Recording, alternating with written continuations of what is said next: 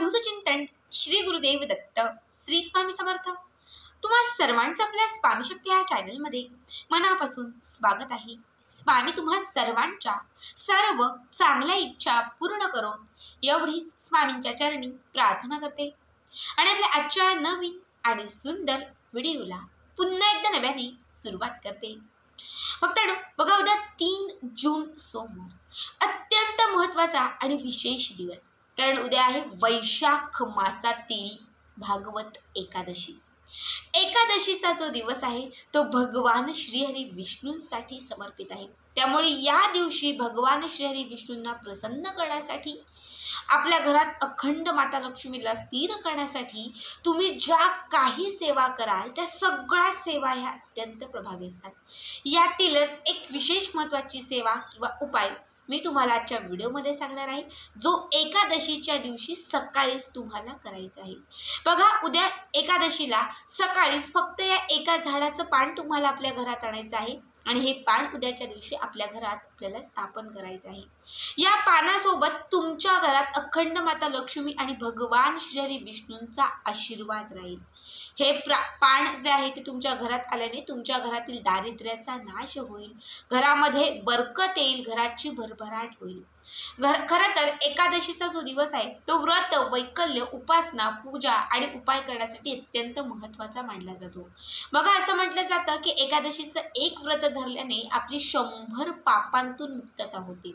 बऱ्याच वेळा आपण व्रत करतो, पण बऱ्याच वेळा आपल्याला व्रत करणं शक्य नसते, कारण की आपले टॅबलेट चालू असतात, बाहेरगावी असेल, कुठेतरी कामाचा लोड असतो, एजा असतं आणि त्याच्यामध्ये उपवास जमत नाहीत। आपल्याला इच्छा असून पण ते आपल्याकडनं शक्य होत नाही। पण जेव्हा तुम्ही एकादशीच्या दिवशी भगवान श्री विष्णूंना प्रसन्न करणारा एक उपाय जरी करताना, तरी त्या उपायाचं तुम्हाला व्रता इतकंच फळ लागतं। आजच्या व्हिडिओमध्ये जो तुम्हाला मी उपाय किंवा जी सेवा सांगणार आहे, ही सेवा केलेले संपूर्ण व्रताचंही फळ लाभेल आणि अखंड भगवान श्री विष्णूंचाही आशीर्वाद तुम्हाला प्राप्त होईल।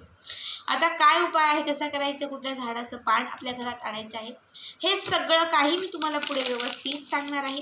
फक्त त्यासाठी प्लॅनचा व्हिडिओ स्किप न करता शेवटपर्यंत बघा आणि जे आपल्या चॅनलवरती नवीन असतील त्यांनी लगेचच आपल्या चॅनलला सबस्क्राईब करा, कारण तुम्ही आपला चॅनल सबस्क्राईब केल्यामुळे मी पुढचे जे काही व्हिडिओ बनवेन ते सर्वात आधी तुम्हा सर्वांपर्यंत पोहोचतील।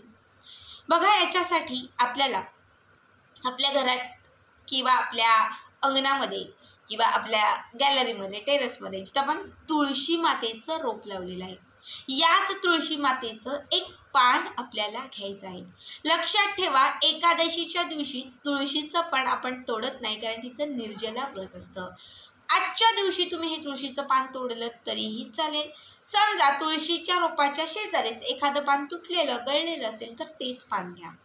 कितीही छोटी तुळस असेल किंवा कितीही मोठी तुळस असेल, त्याचं एक तरी पान हे रोज गळतं। जर आजच तुमच्या तुळशीच्या आजूबाजूला कुठे पान गळलेलं असेल तर ते घ्या, नसेल तर एक पान तोडा। आणि जर हा व्हिडिओ तुम्ही लेट बघितला, उद्याच्या दिवशी समजा बघितला, एकादशी आहे ताई कसं पान तोडणार, तर शोधा तुमच्या शेजारी आजूबाजूला कुठे जिथे तुळशीचं रोप असेल तिथे जा, एक तरी पान गळलेलं आवर्जून असेल ते पान तुम्हाला या उपायासाठी घ्यायचं आहे। पण लक्षात ठेवा, हा जो उपाय आहे तो उद्या सकाळी 10च्या आतमध्ये करायचा आहे। ठीक आहे, उद्या सकाळी 10च्या आत, त्यामुळे सकाळी 10च्या आत हे तुळशीचं एक पान आपल्याला आपल्या घरी आणायचं आहे।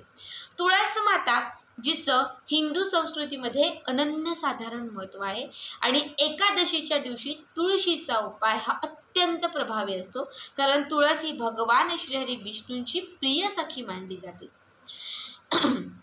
भगवान श्री विष्णूंपर्यंत पोहोचणं हे खरं तर आपल्याला शक्य नसतं।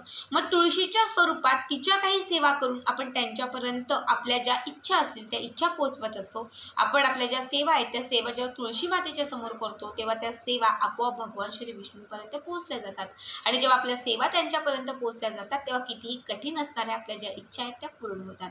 म्हणून एक तुळशीचं पान आपल्याला आपल्या घरामध्ये आणायचं आहे। एका ताम्हणात हे पान ठेवायचं आहे किंवा एका प्लेटमध्ये ठेवा, त्यावरती थोडंसं दूध घालायचं आहे, थोडंसं पाणी घालायचं आहे। हे पान स्वच्छ धुवून म्हणजे तुम्हाला जल अभिषेक घालून घ्यायचा आहे।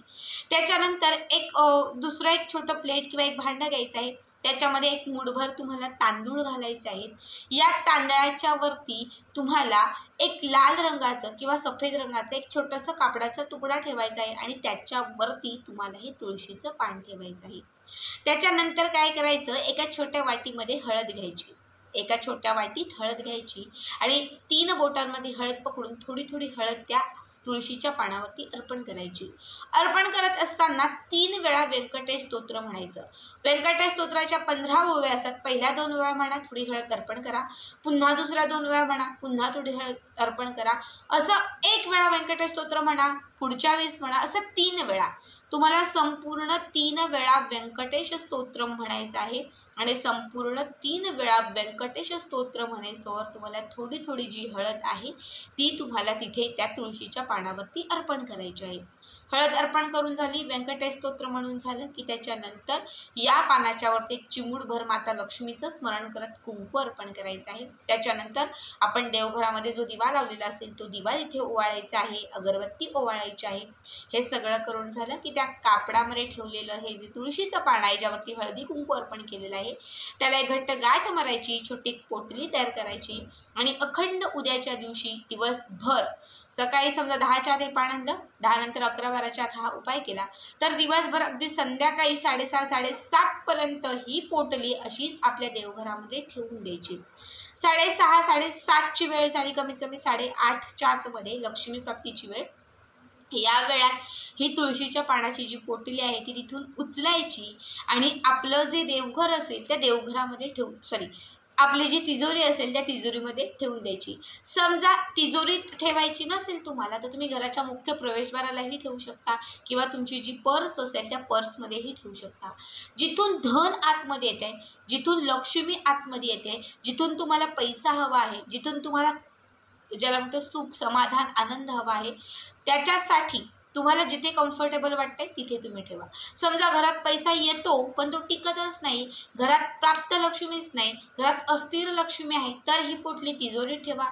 घराकडे पैसाच येत नाही, पैशांच्या वाटा किंवा मार्गच बंद झालेले आहेत, सगळे प्रयत्न करते पण घराकडे पैसा आकर्षित होत नाही आहे, लक्ष्मी घराकडे ज्याला म्हणतो की लक्ष्मी घराकडे खुश नाही, असं काही असेल तर तुम्हाला ही पोटली घराच्या मुख्य प्रवेशद्वाराला लावायची आहे. आणि जर तुमच्या घरामध्ये पैसा येतो पण तो टिकतो पण बऱ्याच वेळा असं होतं की पैसा जो आहे तो सतत चुकीच्या मार्गाने घरातून निघून जातो, म्हणजे आजारपणात निघून जातो किंवा घरातील एखादा असा व्यक्ती आहे की पैसा आल्यानंतर तो घराच्या बाहेर काही ना काही कारणास्तव म्हणजे घरातून पैसा घेऊन जातो. बऱ्याच वेळा पत्नी कमावते, पती सतत घराच्या बाहेर पैसा नेऊन सगळा पैसा संपवून टाकतो. बऱ्याच वेळा पती कमावतो पण पत्नीचे शौक असे असतात की सतत खर्च असं जर होत असेल तर ही पोटली आपल्या पॉकेटमध्ये ठेवा, ज्यामुळे तुमच्याकडे पैसा येईल पण तो टिकेल पण, स्थिर पण राहील, खर्च पण कमी होईल आणि कुठल्याही प्रकारच्या चुकीच्या मार्गाने पैसा खर्च पण होणार नाही. ठीक आहे, अशा पद्धतीने तुम्हाला ही तुळशीच्या पानाची पोटली उद्याच्या दिवशी आपल्या घरामध्ये किंवा आपल्या जवळ स्थापन करायची आहे. अखंड माता लक्ष्मी आणि भगवान श्री विष्णूंचा आशीर्वाद राहील. भगवान श्री विष्णू आणि माता लक्ष्मी यांची एकत्रित कृपा तुमच्यावरती राहील. आता हे किती दिवस ठेवायचं तर पुढची एकादशी येईपर्यंत ठेवायचं. 15 दिवसांनी जी पुढची एकादशी येईल त्या एकादशीच्या दिवशी हे पान त्या लाल रंगाच्या किंवा सफेद रंगाच्या कापडातून काढायचं आणि जिथून आपण ते पान घेतलं होतं त्याच तुळशीच्या मातीत ते पान दाबून द्यायचं. पुन्हा नव्याने दुसरं पान घ्यायचं आणि सांगितल्या पद्धतीने पुन्हा हा उपाय करा. 6 महिने हा उपाय करून बघा तुम्ही, असंख्य पटीने लाभ होईल, घरातील आर्थिक चणचण कमी होईल, अखंड माता लक्ष्मी आणि भगवान श्री विष्णूंचा आशीर्वाद प्राप्त होईल.